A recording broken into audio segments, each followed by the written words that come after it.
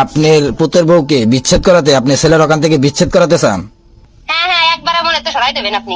আচ্ছা আচ্ছা। দেখা যাচ্ছে এটা তো ক্ষতি না হয় সেরকম করবেন, মানে যাতে আর খোঁজ খবর না নেয়, আর দেখা যাচ্ছে যে মানে অতিরিক্ত ঘৃণা করে, বুঝছেন, মানে সই না দেখতে পারে। হায় রে মা রে, আফসোস আপনার প্রতি। এই বাংলাদেশে এমন কোনো পরিবার দেখাতে পারবে না, কোনো পুত্রবধূ কখনো হুজুরের কাছে যায় নাই যে আমার শ্বশুর এবং শাশুড়ির সম্পর্কটা যেন বিচ্ছিন্ন হয়ে যায়। কিন্তু অথচ আমাদের এই বাংলাদেশে হাজারো বাবা মা আছে, তারা চায় তাদের ছেলে এবং ছেলের বউয়ের যেন সংসারটা যেন ভেঙে যায়, ছেলে যেন তার বউয়ের প্রতি যেন ভালোবাসার আকৃষ্ট যেন না হয়। আর অথচ একই মা, সে তার মেয়ের বেলায় চিন্তা করে যেন আমার মেয়েটা আমার মেয়ের হাজব্যান্ডের কাছে যেন খুব সুখে শান্তিতে যেন থাকে, হাজব্যান্ড তাকে যেন অনেক ভালোবাসে। চিন্তা করেন, হায় রে মা, আপনার এই দুই মুখী নীতি কেন আপনার মাঝে? উভয়টা তো আপনার সন্তান, আপনি কেন আপনার ওই ছেলেটার মর্মটা বুঝলেন না? একটা ছেলের মনের ভালোবাসা তার স্ত্রীর কাছে, স্ত্রীর ভালোবাসা তার স্বামীর কাছে। আপনিও তো এই সময়টা পার করে গেছেন, আপনি কি ভুলে গেছেন?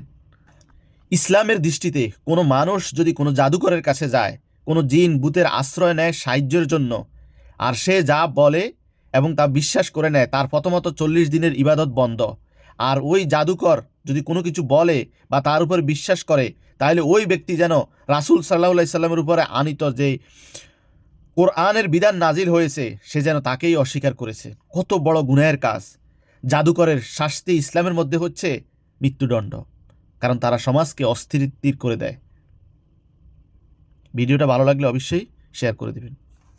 আপনার পুতের বউকে বিচ্ছেদ করাতে আপনি ছেলের ওখান থেকে বিচ্ছেদ করাতে চান? হ্যাঁ হ্যাঁ, একবারে মনে তো সরাই দেবেন আপনি। আচ্ছা আচ্ছা। দেখা যাচ্ছে এটা তো ক্ষতি না হয় সেরকম করবেন, মানে যাতে আর খোঁজ খবর না নেয়, আর দেখা যাচ্ছে যে মানে অতিরিক্ত ঘৃণা করে, বুঝছেন, মানে সই না দেখতে পারে। ভিডিওটা দেখে কি বলবো, বলার মতো কোনো ভাষা নাই। ধিক্কার জানে আপনার মতো মাকে, আপনার মতো নারীকে। একটা মা যদি একটা সন্তানের দুঃখ কষ্ট না বুঝে, একটা নারী হয়ে একটা নারীর দুঃখ কষ্ট না বুঝে, তাইলে একটা পুরুষ কিভাবে বুঝবো? আমার কথা হচ্ছে এটা, আপনি একজন মা, আজকে যদি এই কাজটা আপনার সন্তানের সাথে হইতো, আপনার মেয়ের সাথে হইতো, তখন আপনি কি করতেন? একজন মা হইয়া একজন সন্তানের সংসার কিভাবে নষ্ট করে চিন্তা করেন। আল্লাহ তাআলা আপনারা হেদায়েত দান করুক। হায় রে মা রে, আফসোস আপনার প্রতি।